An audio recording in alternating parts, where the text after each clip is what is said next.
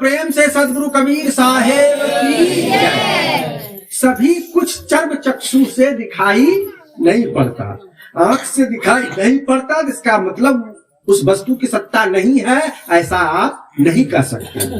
क्यों कि हवा दिखाई नहीं पड़ता, लेकिन उसका हम अनुभव से पता लगा लेते हैं। गाछ के पत्ते डोल रहे हैं, शरीर में उसका स्पर्श हो रहा है ठंडा ठंडा, तो इसका अनुभव होता है। आप चीनी के मिठास को बता सकते हैं क्या? चीनी का मिठास कैसा मीठा है बता सकते हो? वाणी के द्वारा, आंख के द्वारा देख सकते हो उसके मिठास को। नमक के खारेपन को, नमक के खारेपन को नहीं देख सकते हो,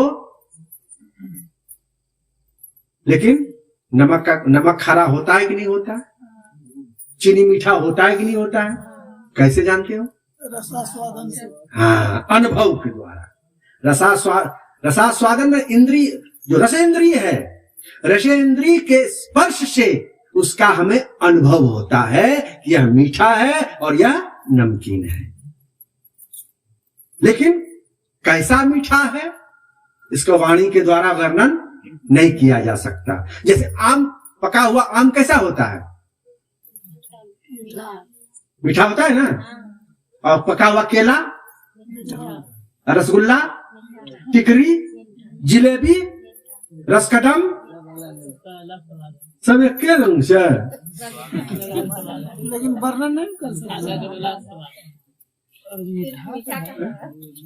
अच्छा, आम में ही ले लो, बम्बैया आम,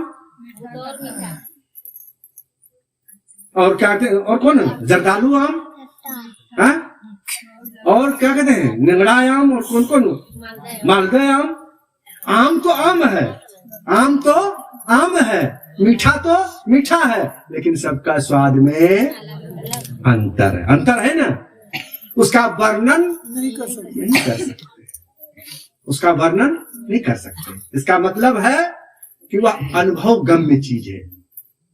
जो गूंगे गुड़ खाया, जिसने खाया, जिसने चखा, उसने ही उसके स्वाद को जाना, दूसरे उसके स्वाद को जाना नहीं। उसी प्रकार से कुछ लोग कहते हैं परमात्मा नहीं है, परमात्मा नहीं है।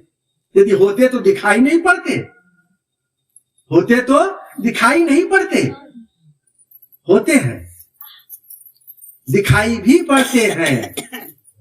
उसका कोई चर्म चक्षु से दिखाई नहीं पड़ेगा, चर्म चक्षु से दिखाई नहीं पड़ेगा, उसकी अनुभूति होती है, अनुभव होता है। कब होता है? जैसे नमक को, मिश्री को रसेंद्री पर रखते हैं तब उसका अनुभव होता है, हाँ? और स्पर्श इंद्री पर, चर्म इंद्री पर रखेंगे तो होगा क्या? नहीं होगा। जिसका जहां अनुभव करने का वही। उसी तरह से परमात्मा का साक्षात्कार, परमात्मा का दर्शन भक्ति रस में डूबने वाले को होता है। जो भक्ति रस में कभी डूबा ही नहीं, वो परमात्मा होता है कि नहीं होता है वो क्या जाने। जो भक्ति रस में डूबता है वही परमात्मा के स्वाद को समझ सकता है। जो सत्संग में आता है ना, वही सत्संग के स्वाद को जानता है, रस को जानता है। उसी प्रकार से जो भक्ति में डूब जाता है वही परमात्मा का अनुभव करता है। जिसने भक्ति किया ही नहीं, भक्ति का नाटक किया। बहुत लोग भक्ति का नाटक करते हैं, भक्ति